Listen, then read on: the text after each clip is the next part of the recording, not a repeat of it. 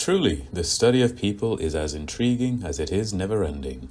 Over the centuries, we have learned more about each other, the world has opened up, and people have shuffled around in search for better opportunities. Their search can lead them to metropolitan cities, the hub of busy people doing a bunch of things. Whilst making this, glancing through the coffee shop window, I find myself observing the variety of humans going about their day. And I'm curious about where they came from, what they're doing, and wondering if there's space in my fridge and if anyone would notice. But then you stumble upon those that make you think our good Lord was texting or something whilst making some people, because with some, I'm curious, how do you even get that build? Anyway, in the coffee shop, when I look back to my screen and stumble on a historical article talking about the infamous Stash and his regime, and I wondered how he got his build. His is one that has been studied by many historian and psychologist, and the consensus is overall consistent, but still up to speculation. He didn't have the picket fence with a kid swinging on a tree in the garden type of life. His was brief and of fire. Turns out though, his kind, the dictator, are and will continue to be plentiful. So I'll pose a different question. What kind of man would you be if the way that you gain absolute, uncontested power over a nation is through scheming, deception, and calculated violence? Because with those kind of methods, the life trajectory of such a fellow could be predicted. We have evidence from the coup-filled previous century being especially bloody from the authoritarian leaders favoring this approach. Fortunately, for some populations, they weren't especially long. So we'll look for one that did, with a man at the helm, following the playbook of dictators, the full military takeover, state violence and repression, and the development of a mythic personality cult. He was able to live a full life with a family in a palace after many an adventure, then to slip into the long sleep as an old man surrounded by his loved ones. He's not always the first name that comes to mind, but he's known.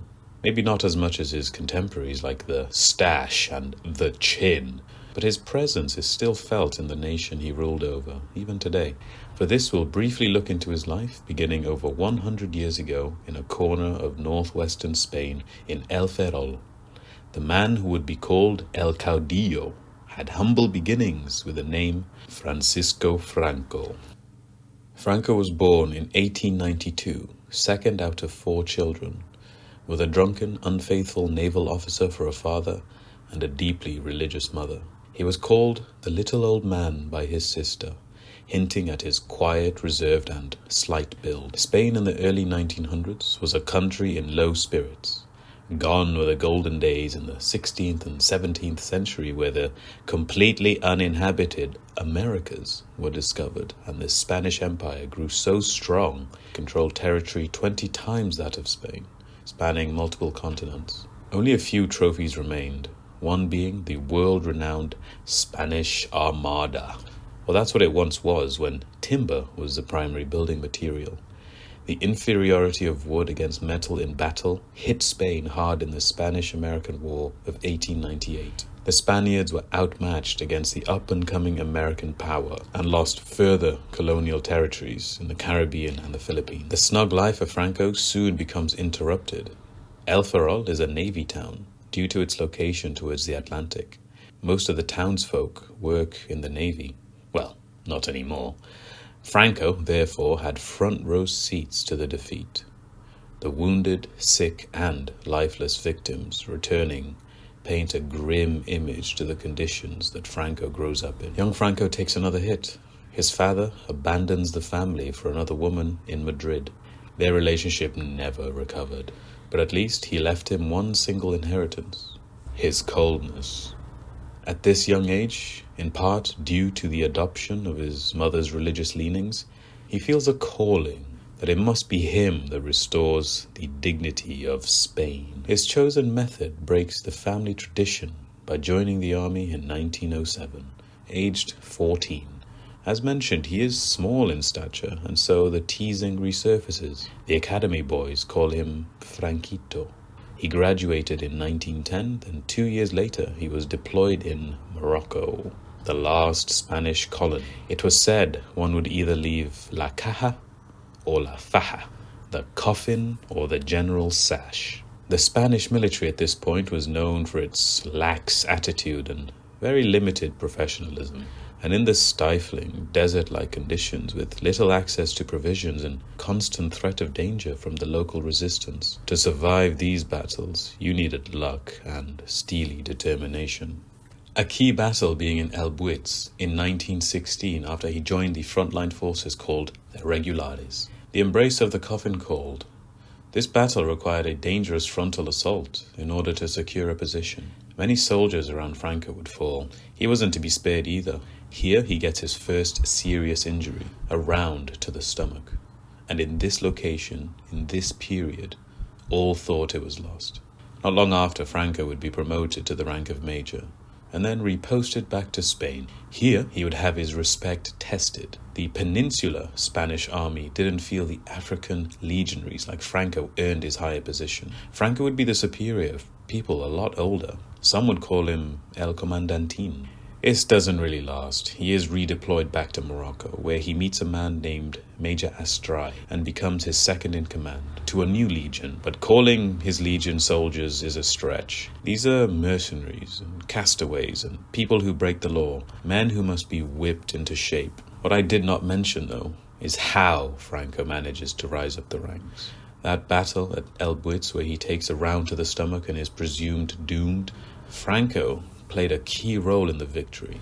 When the injured Franco was brought before a doctor, he would say treatment was futile. So naturally, Franco threatened him with a rifle aimed at his face. But his survival resulted in the Moroccan forces, loyal to Spain, developing a deep respect towards him, murmuring that he had been chosen by God. The promotion of major that followed also came with a medal of the highest honor of gallantry. Yeah, he pestered his superiors and appealed their decision, until it was left to the king's authority. Still counts, though. When he was back in Spain and didn't receive the same level of respect as in Morocco, the dissatisfaction was of the Moroccan campaign as a whole. It seemed an unnecessary cost with little to show. This was 1917 after all. The world was busy at war. So when teaming up with Major Astray, he finds they share similar ideas about Spain's future, being that a strong military is best to lead the nation and the civilians in charge were incompetent. So upon returning to Morocco, now we're in 1920, the legion he would oversee would witness the reason Franco stood out. Franco's individual nature is revealed as that of a total disregard for his own safety.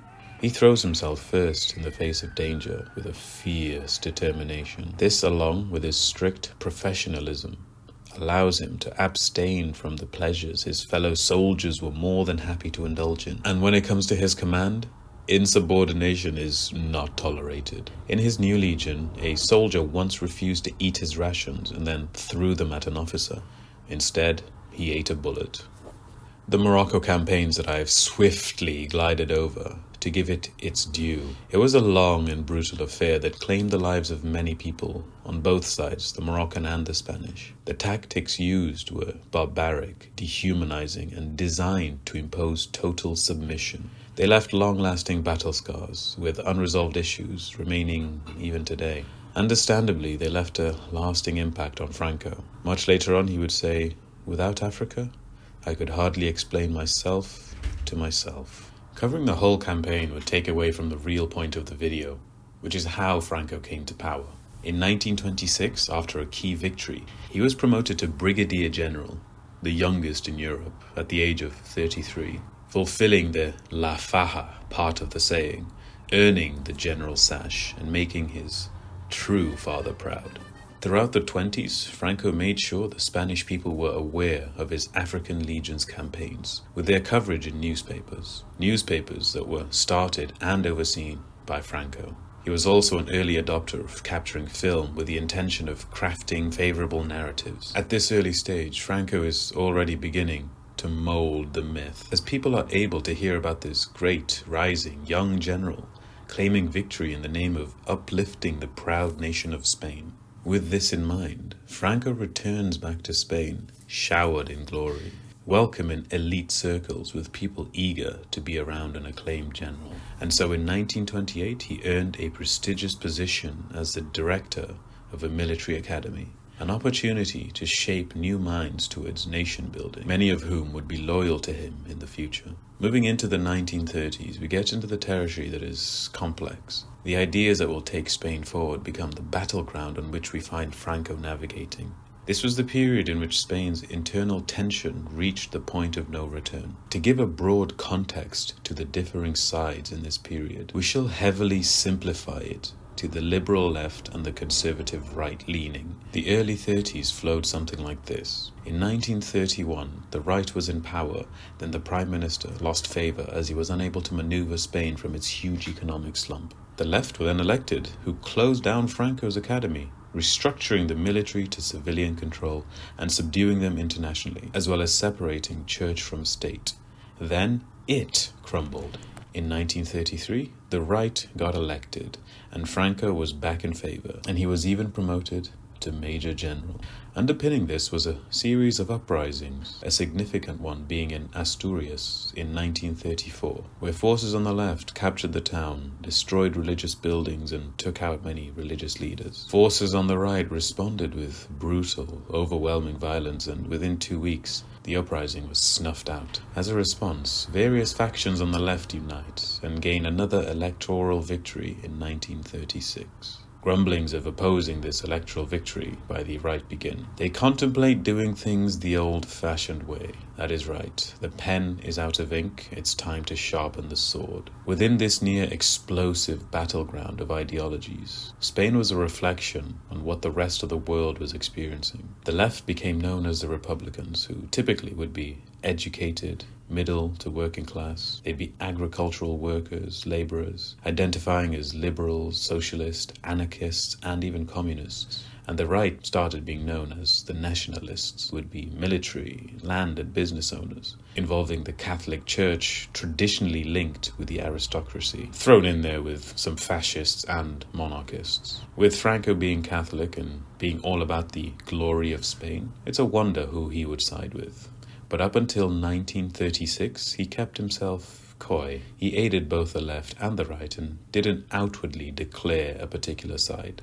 Nor does he wish to take military action just yet. What is to the benefit of Franco in this period is a stable nation, one where one leader remains in power. Who needs a democracy when you have consistency? That uprising I mentioned earlier in Asturias in 1934, Franco was a key figure in the savage put-down. The tactics used harkens to his time in Morocco. And in 1936, where we currently are in the timeline and the left are in power, he would be sent close to Morocco in the Canary Islands. Franco dared to suggest a recount of the votes, and so was unofficially banished there. He did have a senior command position. The intention was simply to move him out of the way. His popularity in Spain made him dangerous. All the while in mainland Spain, things are well and truly heating up. The right are contemplating a coup. At this point, if Franco remained hesitant to pick a side, the belief that he should be the leader of Spain simply wouldn't be achievable. If victorious, the spoils of war would leave him crumbs. The left were in control of the naval entry points into Spain, but Franco on the right had a Moroccan legion, about 30,000 strong. The problem being they were in Morocco. The other issue is Franco's every single movement is being observed whilst in the Canary Islands. And so a bit of luck. One of the leaders on the right is murdered by a policeman, which escalates the conflict. And so days later, on the 17th of July, 1936, the Civil War officially began.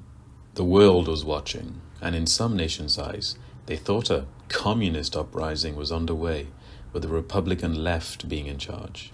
And so, a plane registered in England with 4 people disguised as holiday seekers set off to the Canary Islands, where they would pick up Franco and drop him off to take charge of the 30,000 forces strong in Morocco. They would also receive help from the Stash and the Chin, falling closer to each other along ideological lines in one of the first large-scale airlift operations into mainland Spain.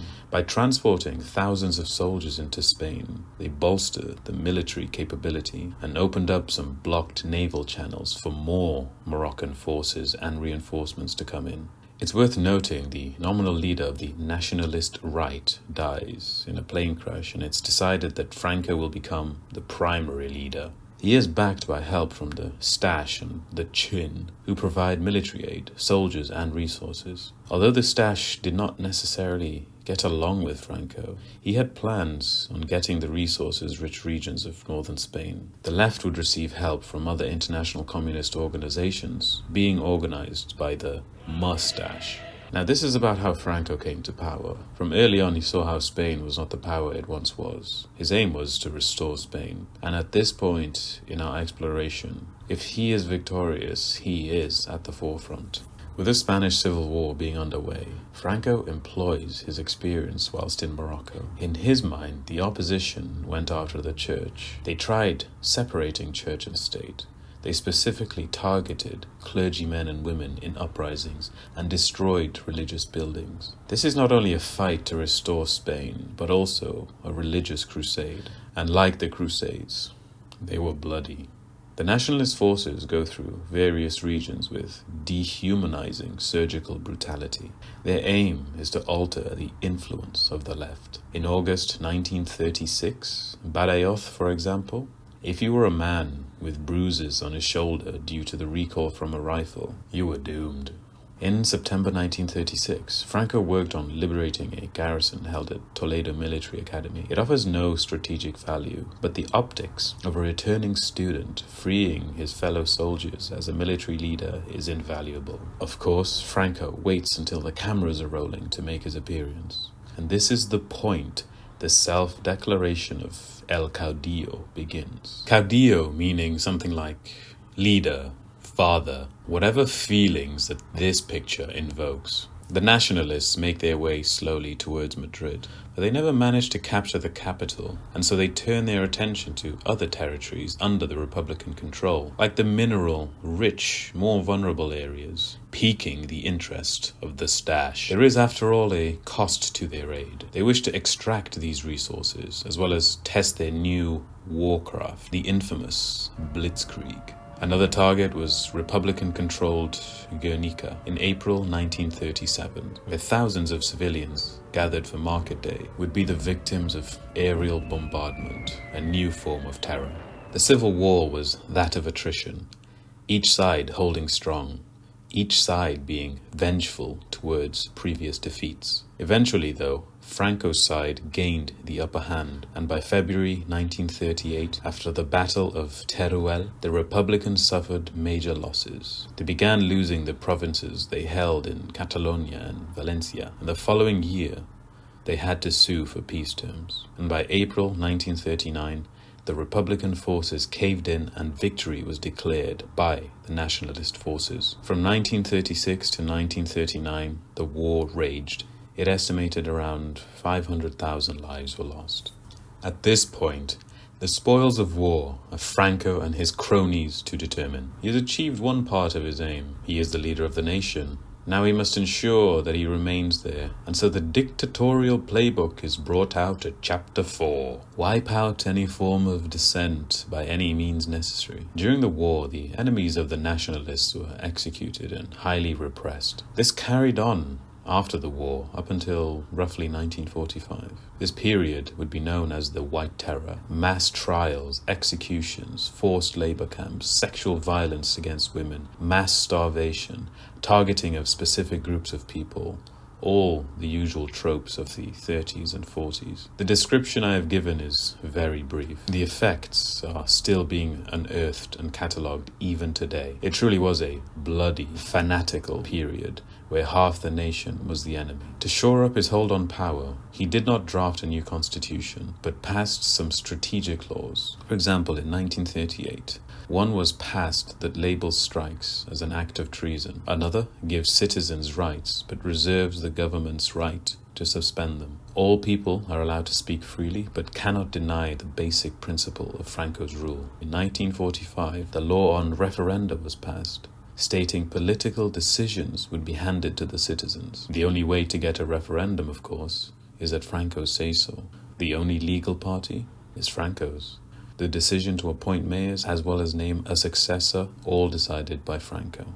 The second part of his aim in wanting to restore the glory of Spain is still lacking. Although Spain is still reeling from the Civil War and people are under the White Terror, World War II is now underway, and Franco initially wants to join it under the side of the Axis. He doesn't have much to offer, having been torn in a civil war already, and what he wants from the stash is too great a request. So he dances between the Allies and the Axis. But after the Chin's ousting, Franco rethinks his strategy and begins flirting with the Allies, as by 1943, whispers of the Cold War were already audible, and as the Allied forces claimed victory in North Africa to Italy and worked their way to Germany, they did not target Spain. They seemingly did not notice Franco's initial side selection, but turns out they did, and they placed heavy economic implications, and so Spain was isolated from the Allies. This further plummeted the already damaged Spanish economy, and so the glory of Spain would have to wait. The glory of his bank account didn't, though.